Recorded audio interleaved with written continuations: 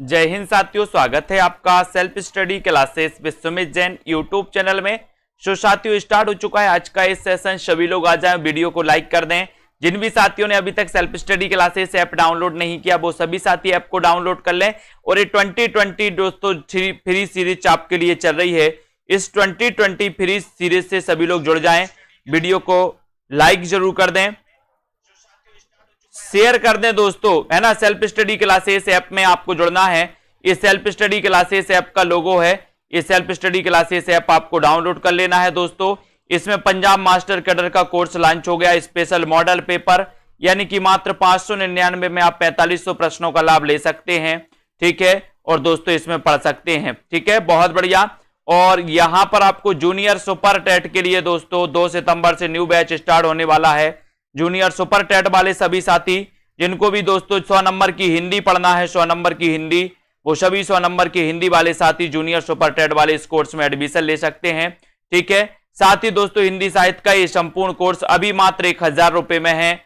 अगस्त में, सितंबर से सभी कोर्सेज के रेट बढ़ जाएंगे। तो जिन भी साथियों को दोस्तों एडमिशन लेना है वो ले सकते हैं, लाइव क्लासों में भाग ले सकते हैं, ठीक है। और साथियों यहां पर संपूर्ण कोर्स तो आपने देख ही लिया। साथ ही 10,000 प्रश्न, हिंदी साहित्य की 10,000 प्रश्न आप किसी भी एग्जाम की तैयारी कर रहे, चाहे दोस्तों प्रवक्ता की कर रहे, चाहे जीआईसी की कर रहे, चाहे टेट की कर रहे, एलटी ग्रेड किसी भी एग्जाम की, और आप प्रैक्टिस करना चाहते हैं हिंदी साहित्य की, तो 10,000 क्वेश्चन आपके लिए बहुत ही उपयोगी रहेंगे। ये मात्र 599 में इस कोर्स में एडमिशन रखें।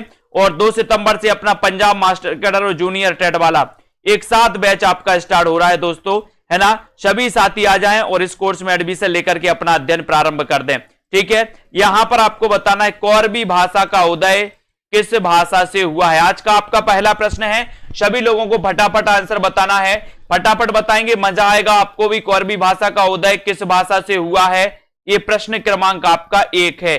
कोरबी तो शायद आप जानते होंगे, कोरबी किसका नाम है ना, ये भी आपको पता होनी चाहिए। और कोरबी दोस्तों आपको पता होगा कि कोरबी जो नाम है वो नाम है किसका, खड़ी बोली। खड़ी बोली का एक अन्य नाम है दोस्तों कोरबी। खड़ी बोली का एक अन्य नाम क्या है, कोरबी। और कोरबी भाषा का जो उदय हुआ है वो उदय हुआ है दोस्तों किससे, पश्चिमी हिंदी से। पश्चिमी हिंदी से हुआ, बहुत बढ़िया आंसर, है ना। पश्चिमी हिंदी से हुआ। तो एक और फैक्ट इससे आपको जानना है कि पश्चिमी हिंदी की अपन भाषाएं पढ़ते हैं दोस्तों, है ना। कानों के खड़ी बुंदेली, ब्रजभाषा, कन्नौजी भी पश्चिमी हिंदी से, ब्रजभाषा भी पश्चिमी हिंदी से, है ना। बुंदेली का उदय भी पश्चिमी हिंदी से, हरियाणवी का उदय भी पश्चिमी हिंदी से, और खड़ी बोली का पश्चिमी हिंदी से उदय माना जाता है। तो आपका उत्तर यहां पर 1 नंबर बिल्कुल सही है, वेरी गुड।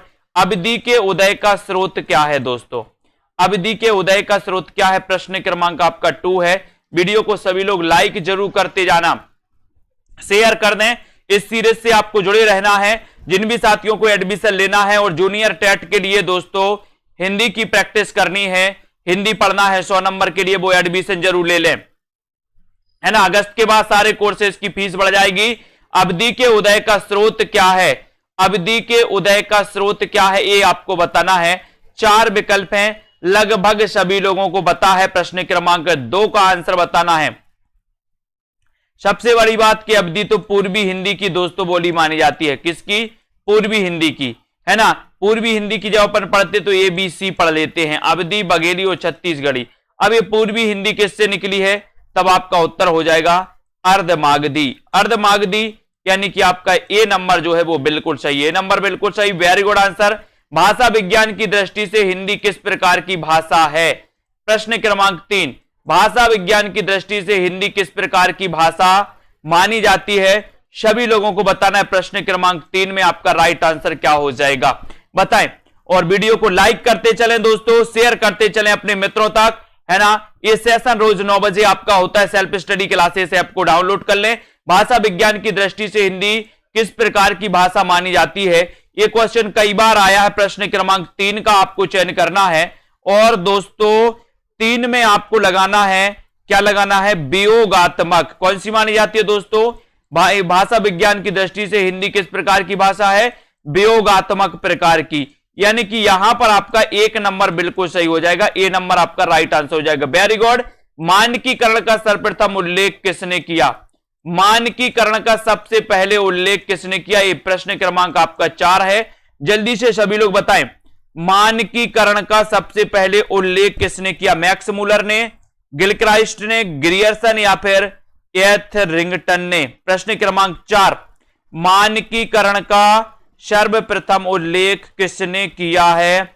ये आपका क्वेश्चन है, 4 नंबर आपका क्वेश्चन है। 4 का आपको राइट आंसर बताना है। मानकीकरण का सबसे पहले उल्लेख किसने किया है? और यहां पर आपका राइट आंसर चला गया 4 नंबर में, एथरिंगटन ने, यानी कि 4 आपका यहां पर बिल्कुल सही हो जाएगा। दोस्तों लाइक जरूर करते जाइए, है ना। बिल्कुल यहां पर आ जाइए। उत्तर कौशल की बोली क्या है? उत्तर कौशल की बोली आपको बताना, बघेली है, अवधी है, छत्तीसगढ़ी या फिर बनाफरी? यानी कि प्रश्न क्रमांक 5 का उत्तर सभी लोग बताएंगे। उत्तर कौशल की बोली क्या मानी जाती है? बताएं, सभी लोग बताएं उत्तर क्या है 5 का आंसर। वीडियो को लाइक जरूर करते रहना, शेयर भी अपन को करते रहना है। और उत्तर कौशल की यहां पर बोली आपसे पूछा गया है, तब आपका सीधा आंसर चला जाता है। दोस्तों कौन सी है? कौन सी है? प्रश्न क्रमांक 5 में, और 5 में आपने राइट आंसर लगाया, बोले सर अवधी। उत्तर कौशल की भाषा कौन सी है दोस्तों? बोली कौन सी है? अवधी है। और अवधी यानी कि आपका जो बी नंबर है वो बिल्कुल सही है। हिंदी की आदि जननी बताना है, आदि जननी आपसे पूछा गया, तो हिंदी की आदि जननी कौन सा है? कौन सी दोस्तों भाषा मानी जाती है? कौन सी है आदि जननी? सरल क्वेश्चन है, अच्छा क्वेश्चन है, सभी लोग बताएंगे। प्रतिभा वर्मा जी बताइए क्या हो जाएगा आपका राइट आंसर? हिंदी की आदि जननी है। प्रश्न क्रमांक आपका 6, और 6 का आंसर आपको चयन करना है, और लगभग सभी लोगों का आंसर सही आएगा। आपने लगाया संस्कृत, संस्कृत ये नंबर आपने चुना है जो कि बिल्कुल सही है। ये नंबर आपका राइट आंसर है। जूनियर टेट 100 नंबर हिंदी के लिए कौन कौन पढ़ना चाहता है? फोर्ट विलियम कॉलेज कोलकाता के संस्थापक कौन है दोस्तों? फोर्ट विलियम कॉलेज की स्थापना हुई थी दोस्तों 1800 ईस्वी में, है ना, आपको पता है। अब ये कोलकाता में इसकी स्थापना हुई थी। इसके संस्थापक कौन है ये आपको बताना है। संस्थापक कौन है? निम्न में से आपको चयन करना है। लाइक जरूर कर दें। फोर्ट विलियम कॉलेज कोलकाता के संस्थापक कौन है? इसका आंसर आपको बताना है। मैक्स मूलर है, लॉर्ड वेलीजली है, जॉन गिलक्राइस्ट है, या फिर जॉर्ज ग्रियर्सन है? फटाफट आंसर आपको चयन करना है। यहां पर 7 number fort William college, fort William college जिसकी स्थापना 1800 में हुई थी, और आपने लगा दिया लॉर्ड वेलीजली। बहुत बढ़िया आंसर, बी नंबर बिल्कुल सही, very good, B number right answer है। मुस्लिम शासन में मोहम्मद गौरी से लेकर अकबर तक की जो भाषा थी दोस्तों, राजभाषा कौन सी थी? गौरी से लेकर अकबर तक बताना है आपको। गौरी से लेकर के अकबर तक की जो राजभाषा थी वो कौन सी थी? आपको चयन करना है। राजभाषा कौन सी थी गौरी से लेकर के अकबर तक, है ना, अकबर तक बताना है। प्रश्न क्रमांक 8 में आपका राइट आंसर क्या हो जाएगा? जल्दी जल्दी से बताएंगे। वीडियो को एक बार लाइक करते हुए शेयर करना है। और यहां पर आपका 8 में उत्तर लगा दिया है सभी लोगों ने। क्या लगा रहे हैं? कुछ लोग फारसी लगा रहे हैं, है ना, लेकिन आपका यहां पर राइट आंसर है हिंदी। हिंदी यानी कि आपका जो सी नंबर है, सी नंबर, वो बिल्कुल सही है। सी जिन्होंने बताया उनका आंसर राइट है। मोहम्मद गौरी से लेकर अकबर तक जो भाषा थी वो दोस्तों कौन सी थी? हिंदी राजभाषा। Very good. हिंदी साहित्य की दीर्घकालीन गाथा को सूत्रबद्ध, है ना, सूत्रबद्ध रूप से स्पष्ट करने का सर्वप्रथम प्रयास किसने किया दोस्तों?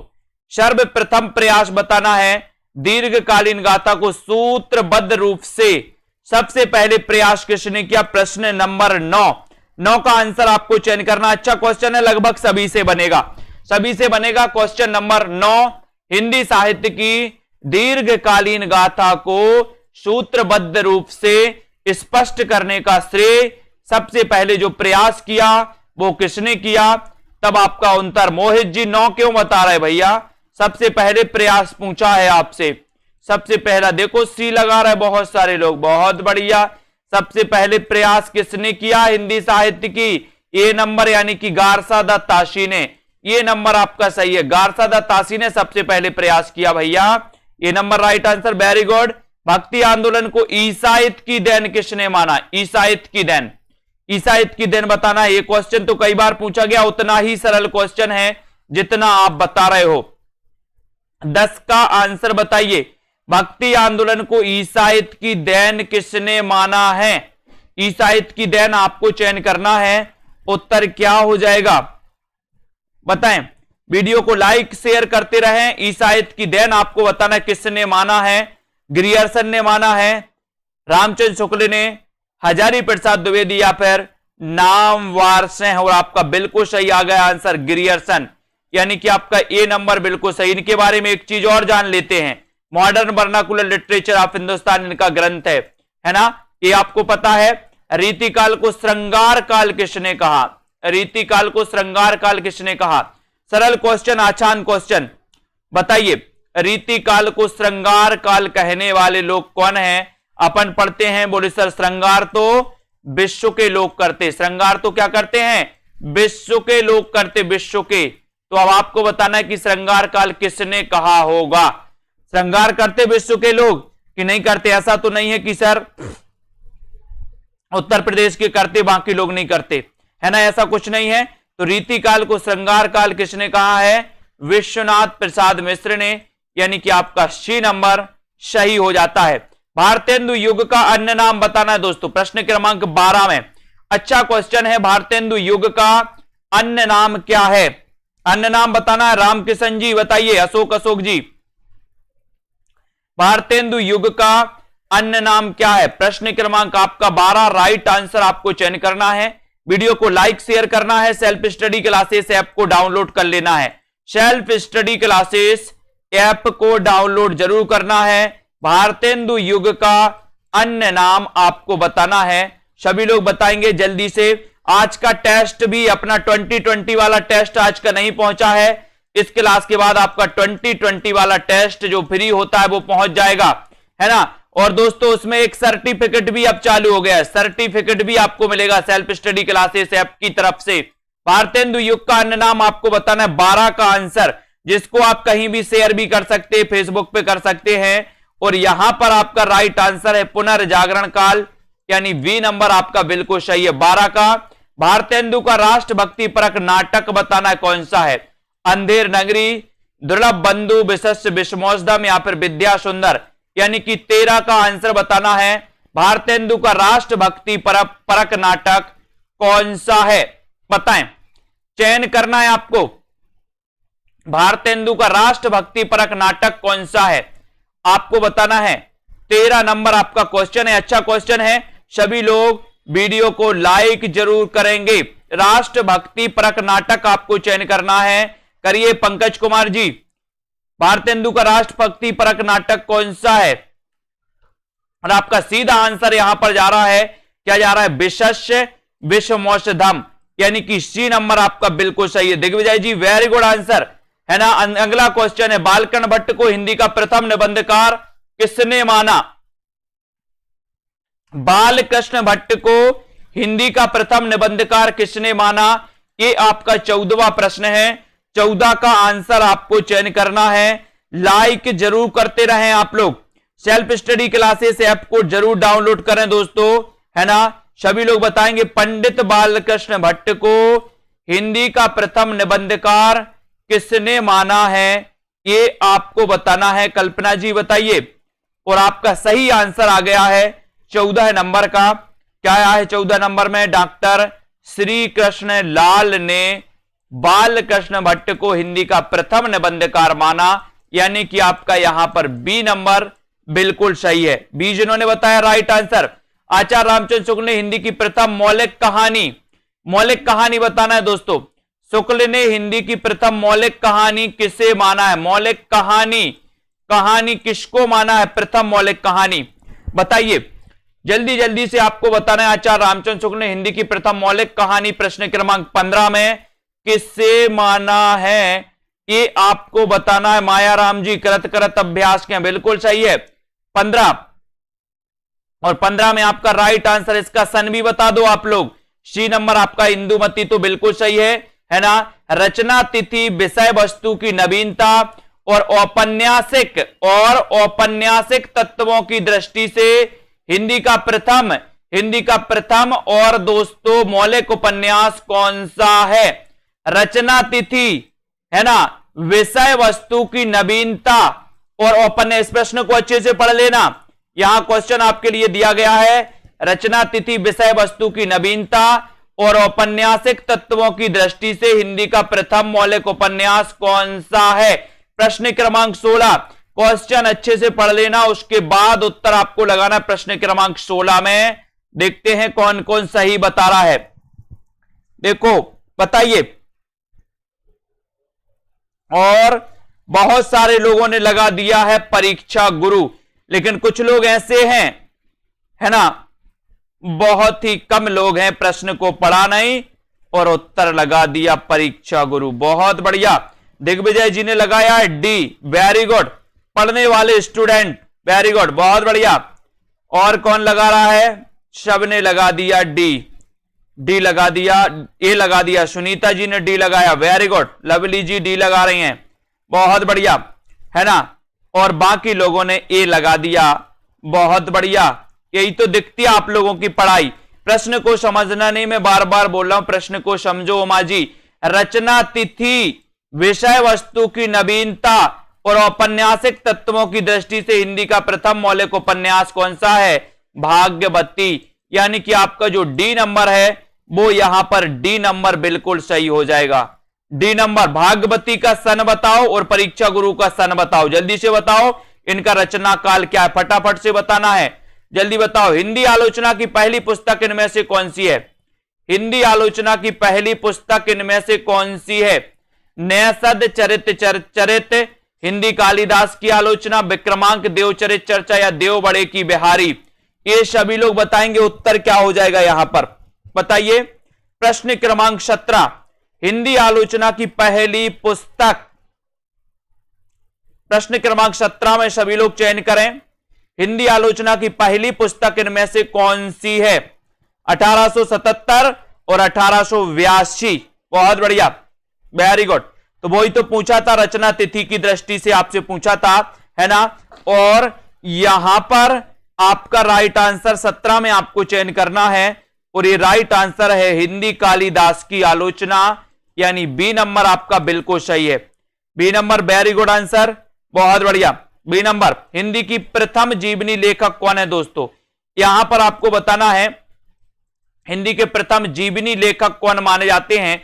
ये क्वेश्चन इस प्रकार से आया है दोस्तों, है ना, आया है जिन्होंने मीराबाई की जीवनी लिखी थी दोस्तों, मीराबाई की जीवनी, है ना, मीराबाई की जीवनी। तो इस प्रकार से एक क्वेश्चन आया हुआ है परीक्षाओं में पहले, हिंदी की प्रथम जीवनी लेखक कौन माने जाते हैं। इसके पहले भी जीवनी लिखी है, लेकिन ये प्रश्न आया है जब, तो यहां पर आपका बाबू कार्तिक प्रसाद खत्री हैं जिन्होंने मीराबाई की जीवनी लिखी थी। यानी कि यहां पर तो आपका एक नंबर जो है वो बिल्कुल सही है, एक नंबर कार्तिक प्रसाद खत्री, है ना। तो ये नंबर आपका सही है। राजेंद्र प्रसाद की आत्मकथा आपको बताना है कौन सी है दोस्तों। प्रश्न क्रमांक 19, राजेंद्र प्रसाद की आत्मकथा बताना है दोस्तों, है ना। और अधिकांश एग्जामों में जो आया है यहां पर, ये भी बहुत सारे लोग कंफ्यूज होते हैं आत्मकथा में और सत्य की खोज में। इस सत्य की खोज दोस्तों अधिकांश एग्जामों में ये माना गया है B number, doctor Rajendra Prasad की आत्मकथा को, सत्य की खोज, है ना, बी नंबर को माना गया। बी नंबर आपका यहां पर बिल्कुल सही हो जाएगा, बी नंबर, ठीक है। महादेवी जी ने अपने समकालीन साहित्यकारों के रेखा चित्र किसमें प्रस्तुत किए दोस्तों? किसमें प्रस्तुत किए? 20 का आंसर, किसमें प्रस्तुत किए हैं ये आपको बताना है। सभी लोग बताएं, महादेवी जी ने अपने समकालीन साहित्यकारों के रेखा चित्र किसमें प्रस्तुत किए, आपको चयन करना है। पथ के अतीत के चलचित्र, पथ के साथी, स्मृति की रेखा या फिर मेरा परिवार। सभी लोग चयन करेंगे। वीडियो को लाइक शेयर जरूर कर दें। महादेवी जी ने अपने समकालीन साहित्यकारों के रेखा चित्र किसमें प्रस्तुत किए? प्रश्न क्रमांक 20 का आंसर आपको चयन करना है। अच्छा क्वेश्चन, एक कई बार पूछा गया है। दिग्विजय जी 20 में आंसर लगा दिया सभी लोगों ने, पथ के साथी, यानी कि बी नंबर आपका पथ के साथी बिल्कुल सही है। अपने समकालीन साहित्यकारों के रेखा चित्र दोस्तों इस पथ के साथी में इन्होंने प्रस्तुत किए हैं। जंजीरें और दीवारें किसका संस्मरण है? कई बार अपन ने पढ़ा है जंजीरें और दीवारें, बताइए। राइट आंसर आपको चयन करना है। प्रैक्टिस करते रहिए, है ना। एक 10,000 प्रश्नों की प्रैक्टिस टेस्ट सीरीज मैंने लॉन्च की है, 10,000 प्रश्नों की, है ना। 10,000 प्रश्न आप टेस्ट सीरीज करते तो हिंदी साहित्य में आपका कॉन्फिडेंस हाई लेवल पर होगा। ये 10,000 प्रश्नों की टेस्ट सीरीज मात्र 599 में लॉन्च की है दोस्तों। आप इसमें एडमिशन ले सकते हैं। 10,000 किसी भी एग्जाम की तैयारी कर रहे हैं और प्रैक्टिस करना चाहते हैं तो इसमें एडमिशन ले सकते हैं। हिंदी साहित्य, है ना। जंजीरें और दीवारें, राम वृक्ष बेनीपुरी, यानी कि बी आपका बिल्कुल सही है। हिंदी में रिपोर्टाज विधा के जनक कौन है दोस्तों? अच्छा क्वेश्चन है, कई बार आपने पढ़ा है, सरल क्वेश्चन है, आसान क्वेश्चन है। हिंदी में रिपोर्टाज विधा के जनक कौन है? सेल्फ स्टडी क्लासेस ऐप को जरूर आपको ऐप को डाउनलोड करना है दोस्तों। बताइए हिंदी में रिपोर्टाज विधा के जनक कौन माने जाते हैं? प्रश्न क्रमांक आपका 22 है। राइट आंसर आपको चयन करना है।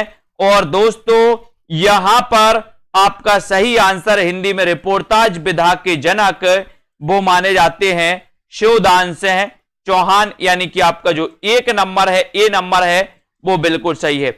1 नंबर आपका बिल्कुल सही, बहुत बढ़िया। दलित साहित्य वेदना और विद्रोह किसकी रचना है? दलित साहित्य वेदना और विद्रोह ये किसकी रचना है? 23 का आंसर। अच्छा क्वेश्चन है। दलित साहित्य वेदना और विद्रोह के रचनाकार कौन है? 23 में आपको चयन करना है। और दोस्तों लाइक जरूर करते रहें। दलित साहित्य वेदना और विद्रोह की रचना किसकी मानी जाती है? बताइए। शर्मिला शर्मा जी, राजीव जी, श्याम पंडित जी। अच्छा क्वेश्चन है। सेल्फ स्टडी क्लासेस ऐप जरूर डाउनलोड कर ले सभी लोग। दलित साहित्य वेदना और विद्रोह ये किसकी रचना मानी जाती है? ये क्वेश्चन अगर आपसे पूछा गया तब आपका उत्तर है शरण कुमार लिम्बाले, यानी सी जिन्होंने बताया है लाली यादव जी, मीना जी, बहुत बढ़िया। शरण कुमार लिम्बाले आपका बिल्कुल सही है। दलित साहित्य वेदना और विद्रोह के रचनाकार है शरण कुमार लिम्बाले, ठीक है, बहुत बढ़िया। सी नंबर। भारत में पहला प्रेस कहां स्थापित हुआ था? पहला प्रेस कहां पर स्थापित हुआ था भारत में? गोवा में, कोलकाता, मुंबई या फिर चेन्नई में? कहां पर हुआ था पहला प्रेस? प्रश्न क्रमांक 24।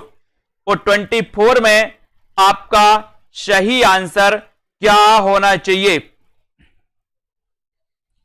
भारत में पहला प्रेस कहां पर स्थापित हुआ था?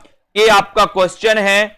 और क्वेश्चन में आपने लगाया है गोवा, यानी कि ए नंबर आपका सही है, गोवा में, ठीक है। ए नंबर वेरी गुड आंसर। किसी साहित्य का अध्ययन, मनन और विश्लेषण द्वारा दोस्तों उसके गुण दोष आदि का विवेचन करने वाले विषय के लिए सर्वाधिक उपयुक्त नाम क्या है ना। ये क्वेश्चन तो आपको कई बार पूछा भी गया। किसी साहित्य का अध्ययन, मनन और विश्लेषण द्वारा उसके दोस्तों उसके गुण दोष आदि का विवेचन करने वाले साहित्य को वाले विषय के लिए सर्वाधिक उपयुक्त नाम क्या है? ये क्वेश्चन तो आपसे कई बार पूछा गया। आपको 25 का आंसर बताना है। और 25 में आपका राइट आंसर हो जाएगा, क्या हो जाएगा दोस्तों? क्या हो जाएगा? इसे क्या कहेंगे अपन? क्या कहेंगे? इसे कहेंगे साहित्य शास्त्र, यानी कि आपका जो ए नंबर है, ए नंबर वो बिल्कुल सही है। ए नंबर आपका 20 काव्य शास्त्र नहीं, इसे साहित्य शास्त्र कहेंगे, है ना। 1 नंबर आपका किसी साहित्य का पूछा गया। उत्पत्तिवाद का आधार क्या है दोस्तों? उत्पत्तिवाद का आधार क्या है? सभी को पता है कि उत्पत्तिवाद के जो प्रवर्तक हैं भट्ट लोलट हैं। ये तो लगभग सभी को पता है, रसवादी माने जाते हैं, है ना। रस की व्याख्याकार माने जाते हैं भट्ट लोलट, है ना। प्रथम व्याख्याकार भी माने जाते हैं। उत्पत्तिवाद का आधार क्या है? ये आपसे पूछा गया। उत्पत्तिवाद का आधार क्या है? सभी लोग बताएं 26 में। और 26 में आपका राइट आंसर हो जाएगा उत्पत्तिवाद का आधार।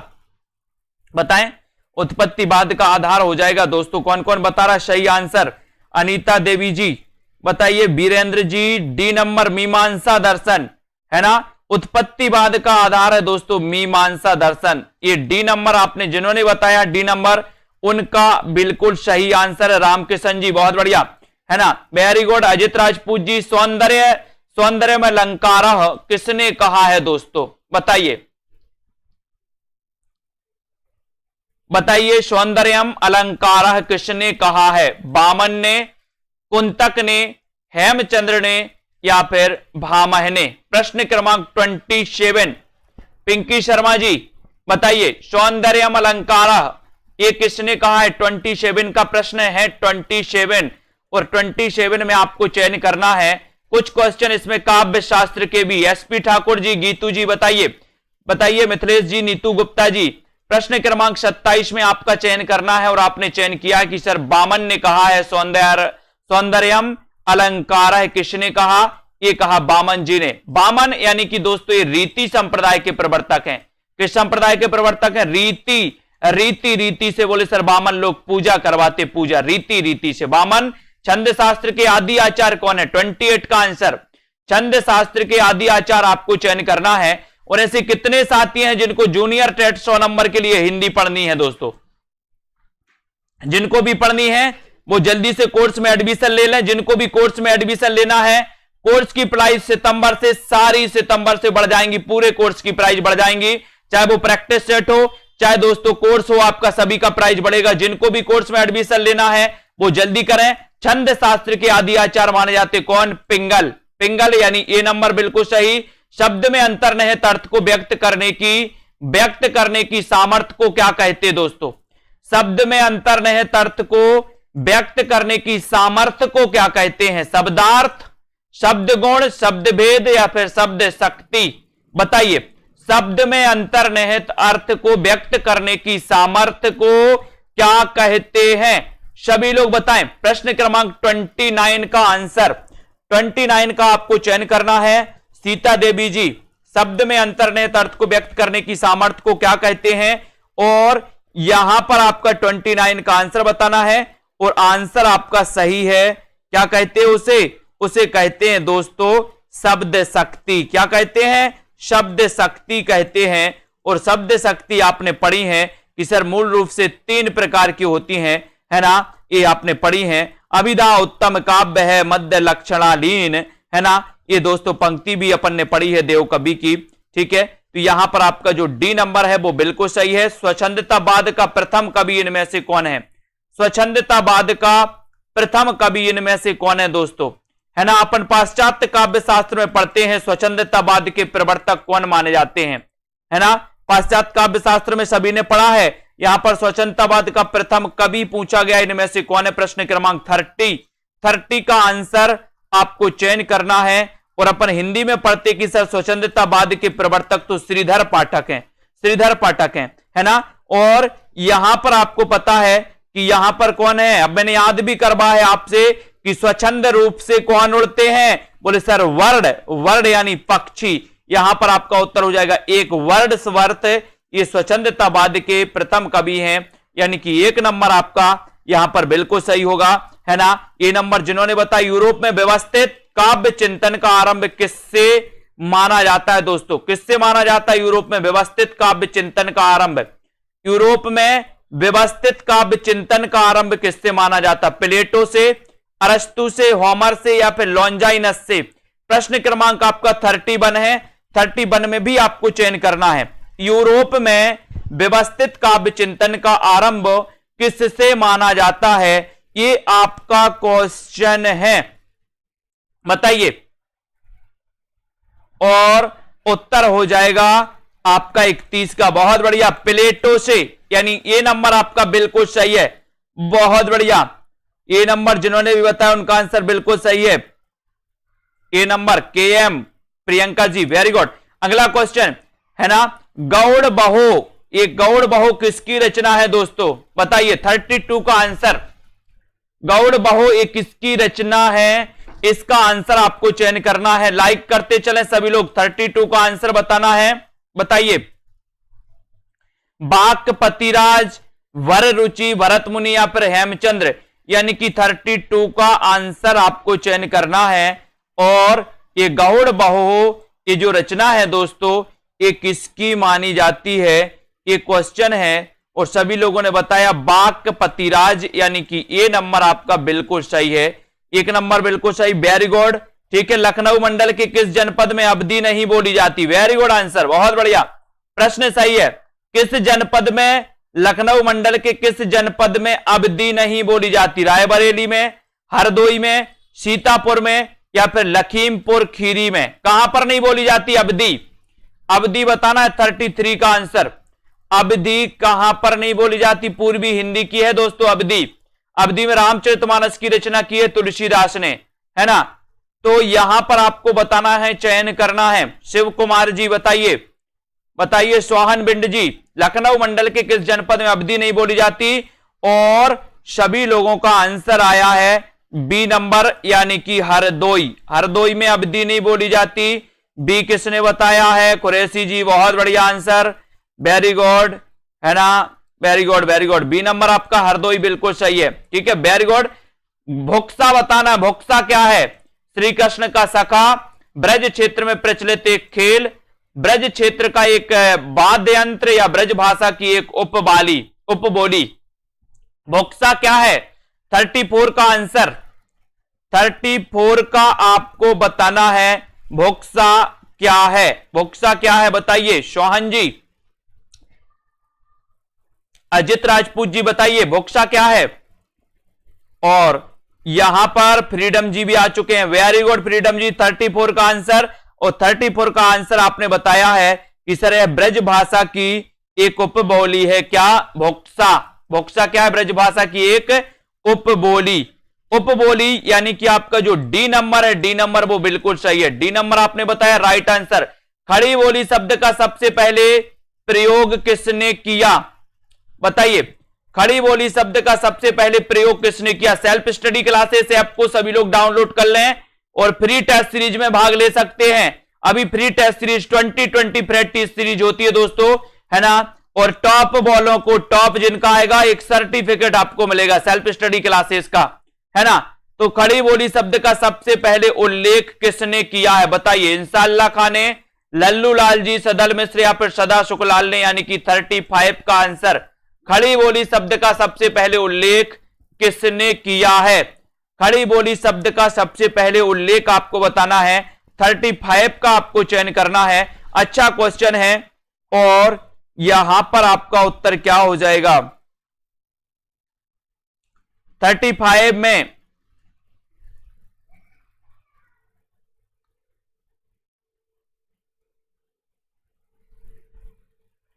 बहुत सारे लोगों ने लगा दिया है आंसर बी। बी यानी कि आपका जो यहां पर बी नंबर है लल्लू लाल जी, वो बिल्कुल सही है दोस्तों। बी नंबर आपका यहां पर राइट आंसर हो जाएगा, बी नंबर सही है, वेरी गुड आंसर। अगला क्वेश्चन देख लेते, वाद विवाद संवाद ये किसकी रचना है?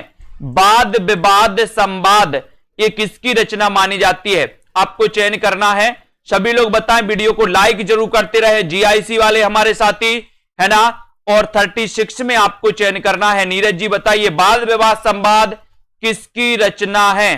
वाद विवाद और संवाद ये किसकी रचना मानी जाती है? सभी को बताना है। राणा ब्रदर जी, 36 का आंसर, सभी का आंसर आ गया है, वेरी गुड, बहुत बढ़िया। 36 में आपने नामवार से लगा दिया, क्या लगा दिया? वाद विवाद संवाद में बी नंबर नामवार से, very good answer, B number आपका सही है। वाद विवाद संवाद एक किसकी रचना है? तो नामवार से की है दोस्तों, ठीक है, वेरी गुड। नाम के लिए लोग क्या करते, अपन ने याद किया था, नाम के लिए वाद विवाद करते कि नहीं? मेरा नाम आना चाहिए, मेरा नाम आना चाहिए। कौन सी लिपि प्राचीन भारत में, प्राचीन भारत में दोस्तों दाईं ओर से बाईं ओर लिखी जाती है? दाईं से बाईं लिखी जाती है, तो दाईं से बाईं बताना है। ये दाईं से बाईं यानी कि इस ओर लिखी जाती है। कौन सी लिखी जाती है? दाईं से बाईं ओर कौन सी लिपि लिखी जाती है? इसका आंसर आपको चयन करना है। वीडियो को लाइक जरूर करते रहिए, शेयर भी आपको करना है। इस सीरीज से आपको जुड़े रहना है दोस्तों, ये रोज रात्रि 9 बजे आपकी होगी, है ना। आपको बताना है कौन सी लिपि प्राचीन भारत में दाईं से बाईं लिखी जाती है। 37वां प्रश्न है, 37 का आंसर आपको बताना है, और आपका राइट आंसर है खरोष्टी लिपि। ये कई बार पूछा गया, यानी सी नंबर आपका बिल्कुल सही हो जाएगा। सी नंबर जिन्होंने बताया आंसर राइट है। हिंदी गद्य की प्राचीनतम रचना है, तो हिंदी गद्य की प्राचीनतम रचना कौन सी है? भाषा योग वशिष्ठ, पद्म पुराण, रानी केतकी की कहानी, या फिर चंद छंद वर्णन की महिमा। हिंदी गद्य की प्राचीनतम रचना कौन सी है? ये आपका क्वेश्चन है। सभी लोग लाइक जरूर कर दें, सभी साथी दोस्तों शेयर कर दें अपने मित्रों तक। इस सेशन से आपको जुड़े रहना, इसी प्रकार के कठिन प्रश्नों को अपन को पढ़ना है, थोड़ा सा कुछ सरल और कुछ कठिन, 50-50% आपको प्रश्न मिलेंगे, है ना। तो यहां पर आपको हिंदी गद्य की प्राचीनतम बताना है, रचना कौन सी है। 38 का आंसर आपको चयन करना है, और प्राचीनतम गद्य की रचना पूछी है, तो आपका राइट आंसर यहां पर चंद छंद की वर्णन की महिमा, यानी कि आपका जो डी नंबर है, डी नंबर ये बिल्कुल सही हो जाएगा। डी नंबर जिन्होंने बताया है उनका आंसर बिल्कुल सही है दोस्तों, ठीक है, D number, very good. Akbar के गृह मंत्री टोडरमल के आदेश से निम्नलिखित में से किस भाषा को राजभाषा का पद मिला दोस्तों? 39 आपको बताना है। अकबर के गृह मंत्री आपको बताना है टोडरमल के आदेश से किस भाषा को दोस्तों, किस भाषा को राजभाषा का दर्जा मिला था? किस भाषा को मिला था दोस्तों राजभाषा का दर्जा? अकबर के गृह मंत्री टोडरमल के आदेश से मिला था, और वो मिला था किसको? किसको मिला था? किसको मिल गया था? फिर मिल गया था दोस्तों टोडरमल के आदेश से राजभाषा का दर्जा फारसी को मिल गया था, फिर है ना, है ना। तो यहां पर आपका जो डी नंबर है ये फारसी का बिल्कुल सही हो जाएगा, ठीक है, वेरी गुड आंसर, बहुत बढ़िया। हिंदी साहित्य इतिहास की नींव का पत्थर किसे माना जाता है? बहुत अच्छा क्वेश्चन, 40वां क्वेश्चन है दोस्तों, अच्छा क्वेश्चन है, सभी लोग लाइक जरूर करते रहिए। हिंदी साहित्य की नींव का पत्थर किसे माना जाता है दोस्तों? साहित्य इतिहास का नींव का पत्थर आपको चयन करना है। सभी लोग लाइक करते रहें, वीडियो को शेयर भी आपको करना है, और दोस्तों सभी लोग बताएं, जल्दी जल्दी से बताएं, जल्दी जल्दी फटाफट से सभी लोग चयन करेंगे, फटाक से चयन करना है आपको, जल्दी बताइए। हिंदी साहित्य इतिहास, हिंदी साहित्य इतिहास की नींव का पत्थर, नींव का पत्थर आपको बताना है, जल्दी बताएं, नींव का पत्थर किसे माना जाता है? और आपने बताया है किसे, यहां पर नींव का पत्थर पूछा है तो आपका the modern vernacular literature of Hindustan आपको लगाना है, यानी कि 40 का आपका जो एक नंबर हो जाएगा दोस्तों वो कौन सा हो जाएगा? 40 का द मॉडर्न वर्नाकुलर लिटरेचर, इसे नींव का पत्थर माना जाता है दोस्तों, नींव का पत्थर इसको माना जाता है, the modern vernacular literature of Hindustan, क्योंकि वास्तविक अर्थों में हिंदी साहित्य का प्रथम इतिहास यही था, क्योंकि इतिहास की प्रथम शर्त होती है काल विभाजन, काल विभाजन, तो काल विभाजन इसी में किया गया था, और वास्तव में सच्चे अर्थों में जो हिंदी साहित्य की इतिहास की नींव का पत्थर था वो the modern vernacular literature of Hindustan था, जिसके रचनाकार कौन है? ग्रियर्सन, यानी कि ये आपका यहां पर बिल्कुल सही होगा। भक्ति काव्य को भारतीय चिंतन धारा का स्वाभाविक विकास किसने माना है? किसने माना है? प्रश्न क्रमांक 41 का आंसर आपको चयन करना है, जल्दी से बताएं। भक्ति काव्य को भारतीय चिंतन धारा का स्वाभाविक विकास किसने माना है? स्वाभाविक विकास आपको बताना है, नामवर सेन ने, हजारी प्रसाद द्विवेदी ने, बच्चन सेन ने, या फिर डॉक्टर रामकुमार वर्मा, यानी कि 41 का आंसर आपको चयन करना है। सभी लोग बताएं, भक्ति काव्य को भारतीय चिंतन धारा का स्वाभाविक विकास आपको बताना है, और यहां पर आपका भक्ति काव्य को भारतीय चिंतन धारा का स्वाभाविक विकास किसने माना है? सभी को पता है लगभग, हजारी प्रसाद द्विवेदी ने, यानी कि बी नंबर आपका बिल्कुल सही है। 1907 में इनका जन्म हुआ था, है ना, आपको पता होगा। इन्होंने हिंदी साहित्य के आदिकाल को आदिकाल की संज्ञा दी थी। हिंदी साहित्य की भूमिका इनकी 1940 का ग्रंथ है ना। हिंदी साहित्य का उद्भव और विकास 1952। हिंदी साहित्य की दोस्तों आदिकाल, हिंदी साहित्य का आदिकाल 1952 की इनकी कृति मानी जाती है। उत्तर मध्यकाल का नामकरण अलंकृत काल किसने किया दोस्तों, है ना। उत्तर मध्यकाल का नामकरण अलंकृत काल किसने किया? अलंकृत काल आपको बताना किसने किया? मिश्र बंधु ने, बच्चन सेन ने, विश्वनाथ प्रसाद, या फिर रामचंद्र शुक्ल ने? सभी लोग बताएंगे उत्तर मध्यकाल का जो नामकरण किया है अलंकृत काल, वो किसने किया है? ये 42 का आंसर है। अच्छा क्वेश्चन है, सभी लोग से लगभग बनेगा। लाइक जरूर करें। सेल्फ स्टडी क्लासेस ऐप में अभी 2020 टेस्ट सीरीज का टेस्ट आएगा, उस टेस्ट सीरीज को आपको देना है ना, और आपको जुड़ जाना है दोस्तों। उत्तर मध्यकाल का नामकरण अलंकृत काल किसने कहा? ये 42 का आंसर आपको चयन करना है, और 42 में आपका सही आंसर हो जाएगा। वो कहा है दोस्तों मिश्र बंधु, मिश्र बंधु, यानी कि ये नंबर आपका बिल्कुल सही है। सेल्फ स्टडी क्लासेस ऐप से सभी साथी जुड़ जाएं, है ना। भारतेंदुकृत प्रेम सरोवर है, बताइए प्रेम सरोवर क्या है? कविता है, हास्य व्यंग है, मौलिक नाटक है, या फिर अनुदित नाटक है? 43 का आंसर सभी लोग बताएंगे दोस्तों। भारतेंदुकृत प्रेम सरोवर क्या है? प्रेम सरोवर आपको बताना है। अच्छा क्वेश्चन है, और लाइक जरूर करें सभी लोग। जिन भी साथियों को एडमिशन लेना है सेल्फ स्टडी क्लासेस ऐप को डाउनलोड कर लें, और ऐप को आप डाउनलोड कर लेते हैं दोस्तों तो आपके लिए बढ़िया फ्री टेस्ट सीरीज भी मिलेगी। जिनको ऐप में एडमिशन लेना है, पंजाब मास्टर कैडर या फिर जूनियर टेट वाले हमारे साथी, 2 सितंबर से 100 नंबर की हिंदी के लिए संघर्ष चालू हो रहा है दोस्तों, है ना।